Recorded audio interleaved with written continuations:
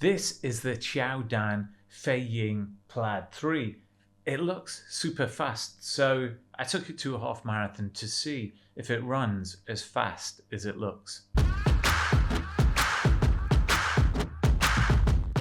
Hey, I'm Jim and you're watching Race Day, where I share my take on the shoes that I'm trying as a 50-something runner who's still chasing personal bests. Today we've got a proper race day test of the Qiaodan Feiying Plaid 3.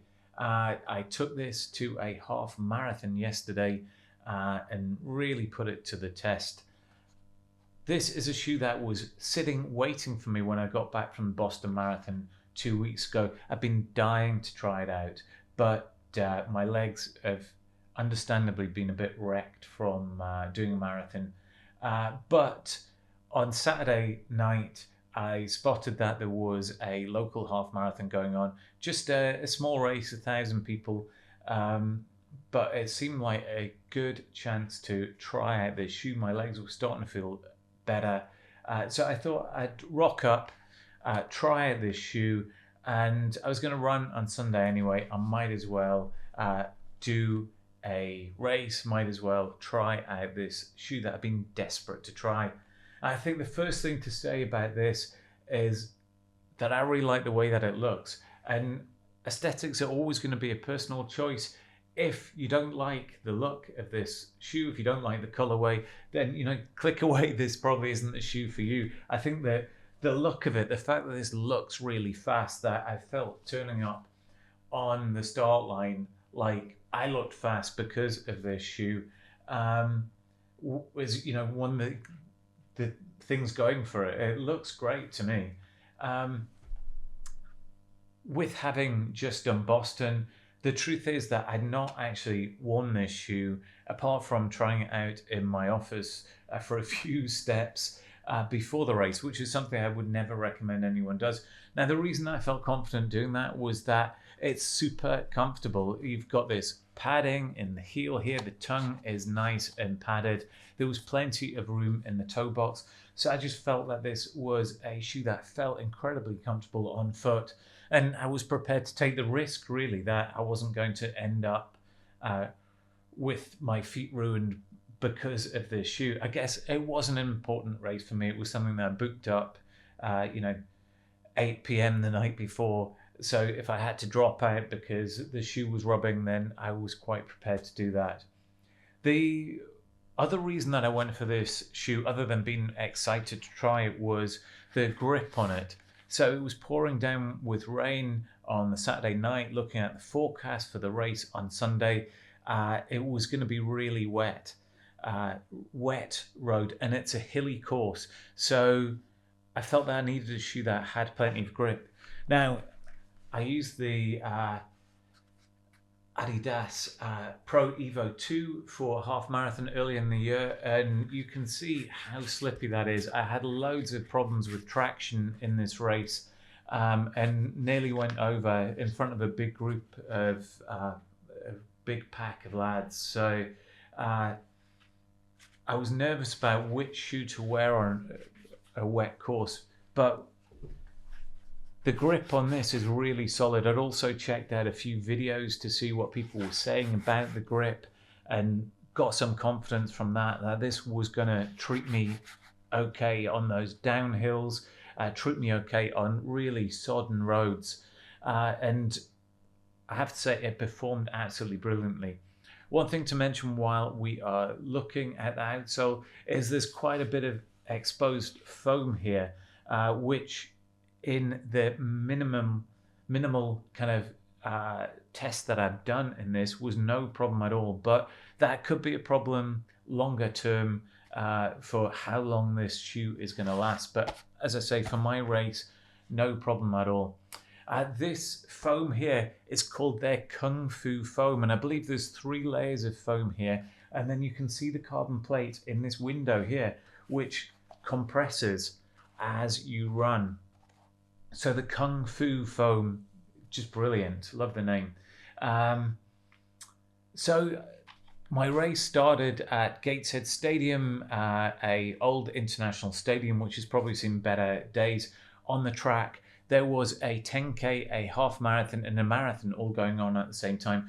So I set off at the front with a lot of people who were doing the 10K and tried to stay in control. There were a lot of people who went off extremely fast. I did the first mile in 5:30, which was probably the top end of where I should have gone in terms of the half marathon.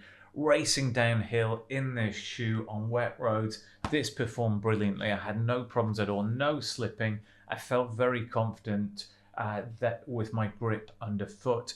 Cornering, no problems at all. I didn't have any stability issues. I should say I'm like quite a light guy, a little 5'9" runner. So I'm not putting a huge amount of pressure into this. But it just performed well for me.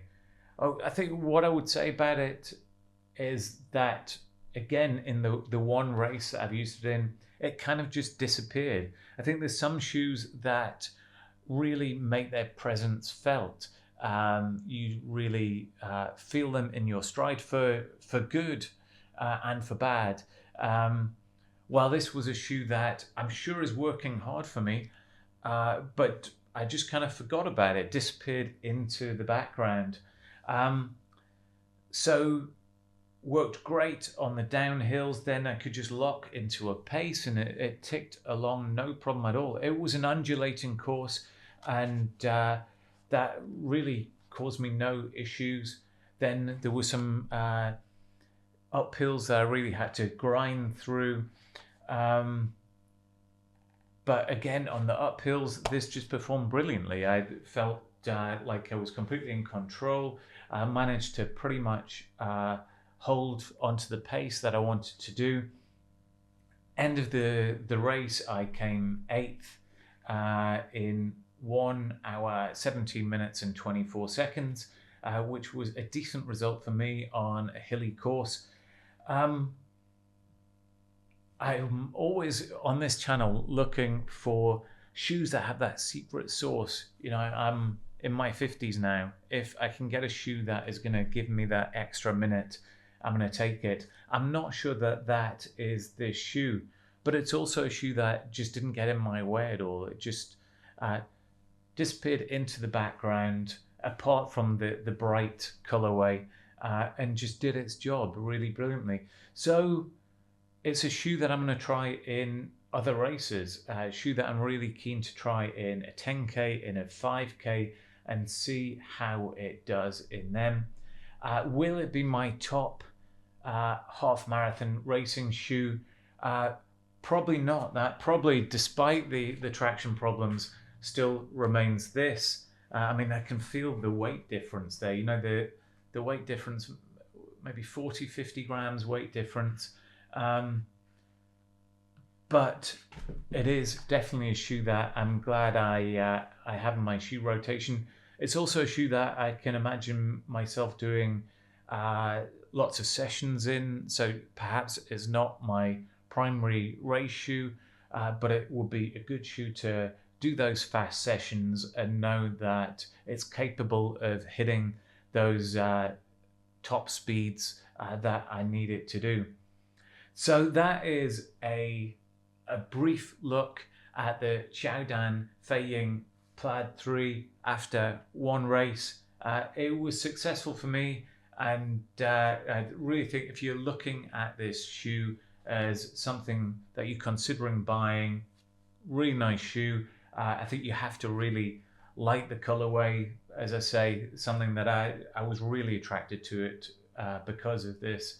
But yeah, I'd really love to know in comments if you've got this shoe, if you've tried any of the range before this, because I know this is the Plaid 3. So what did you think of the previous versions? This is the first one of this range that I've tried. I'd love to know what you think and to have those comments in the comments for others to look through and learn from. So I've got more Chinese shoes stacked up waiting for me to test. So if you have not already subscribed to the channel, consider doing so, and I'll hopefully see you back here soon. Cheers.